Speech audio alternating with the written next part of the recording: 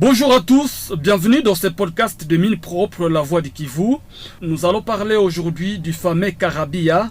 Pour ceux qui n'ont jamais entendu parler de ça, en fait, au Karabia, c'est cette vieille histoire qui raconte comment les colons belges cachaient des minerais dans des bouteilles enfouies dans le sol lors de leur retour précipité en Europe peu avant l'indépendance de la RDC. Selon cette histoire bien connue dans la partie grand nord de la province du Nord Kivu, ces Karabia ont été cachés dans différentes contrées de la région, des brousses généralement.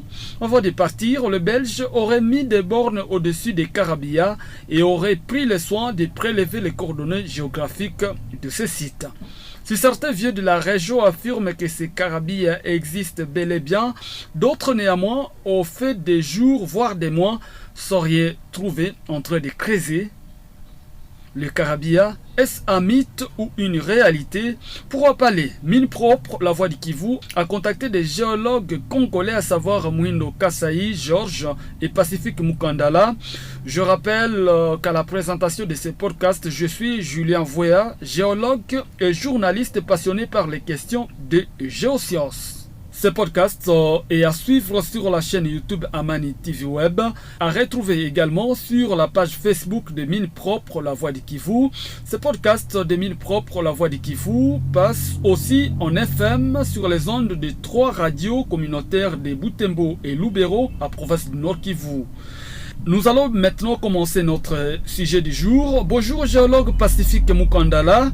Alors cette histoire de Karabia, est-ce qu'on peut y croire? En rapport avec les histoires ici, les questions qui traitent des Karabia ici, comme on en parle chaque fois dans nos langues locales ici, et comme c'est fréquent ici, pour moi, je n'ai jamais cru complètement à ce système, en ce système-là de Karabia. Pourquoi?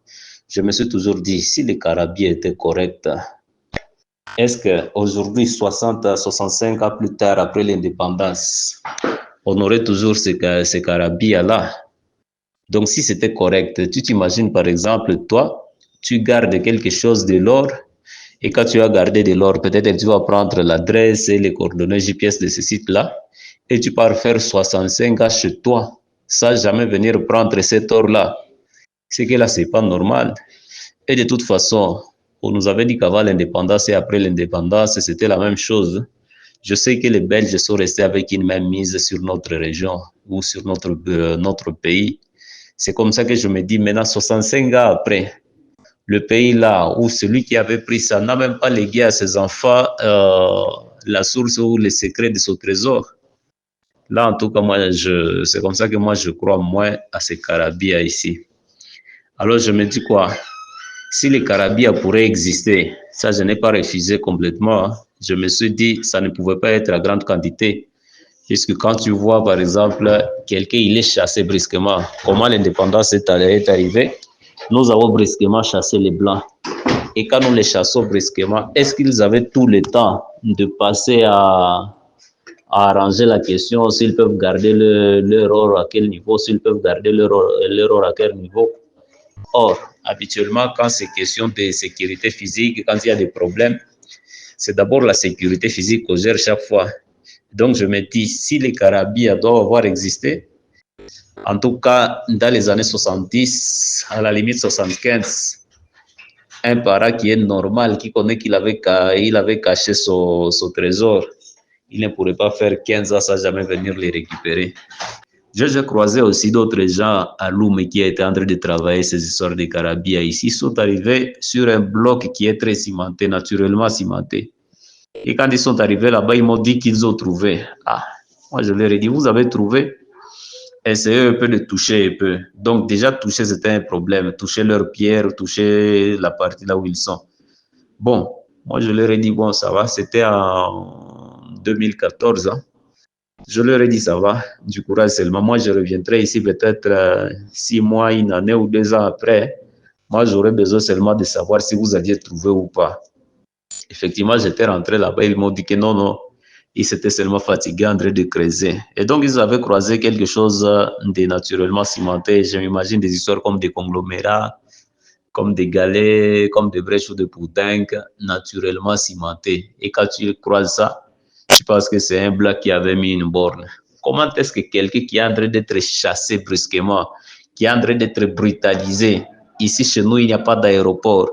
Il lui faut faire tout, il lui faut prendre ses précautions afin de rejoindre Kinshasa le plus vite possible. À défaut, il va mourir ici. Comment il aura encore le temps de dire, bon, je vais creuser, encore que lui-même ne creusait même pas. Donc, il aura le temps de dire, j'organise d'abord les indigènes. Les indigènes qui sont en train de se révolter contre moi, je les organise afin qu'ils puissent creuser. Et quand ils vont creuser, ils vont faire un peu de maçonnerie. Et quand ils vont finir à faire un peu de maçonnerie, je viendrai mettre mes effets là-bas. Et quand je vais finir, encore, ils vont faire leur maçonnerie, ils vont couvrir, puis nous allons mettre le sable. Et comment ça va se passer? En tout cas, s'il faut croire au Karabia, je peux y croire à moins de 12%. Nous venons de suivre la vie et témoignage du géologue pacifique Mukandala. Nous cédons le micro au deuxième intervenant du jour, le géologue Mouindo Kassai Georges. Bonjour, cher géologue. Il est vrai que la chasse au trésor a toujours mobilisé, que ce soit dans les pays riches ou pauvres. Pour autant, est-ce qu'il faut encourager la recherche de ce fameux Karabia? Bonjour, cher Julien. Personnellement, le Karabia, moi, je ne pense pas que ça existe. Enfin, il y a peut-être certains qui peuvent avoir eu la chance de trouver ça. Mais personnellement, en tant que scientifique, ce sont des choses qui ne sont pas vérifiées. Donc, ce sont des choses que moi, je ne soutiens pas. Et parmi les causes qui me poussent à ne pas soutenir ces idées, c'est le fait que nous avons des méthodes scientifiques qu'on utilise pour détecter des gisements cachés. Et ces méthodes scientifiques, en tant que géologue, toi-même tu les connais. Donc, on ne peut pas y aller aveuglément pour dire que voilà, on va creuser ici sans avoir quelques indices. Donc, il faut avoir des indices pour continuer le travail. Voilà, donc il y a beaucoup de gens qui viennent avec de telles questions pour demander, voilà, nous avons trouvé une borne, nous avons trouvé des briques dans notre concession. On pense que c'est les Blancs qui avaient caché quelque chose là-bas. Moi, je dis, bon, c'est vraiment une perte d'argent. On perd l'argent inutilement. Alors, le Karabia est là. Bon, peut-être qu'il y a certains qui l'avaient retrouvé. Bon, on ne peut pas totalement nier leur existence. Mais aller jusqu'à creuser au-delà de 10 mètres, 20 mètres, je pense que c'est perdre de l'argent. Parce que s'il faut cacher, peut-être un colon qui voulait partir, il veut cacher.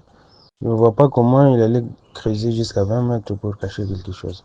Voilà, c'est par là que nous clôturons notre podcast du jour. J'étais Julien Voya, un géologue et journaliste passionné par des questions de géosciences.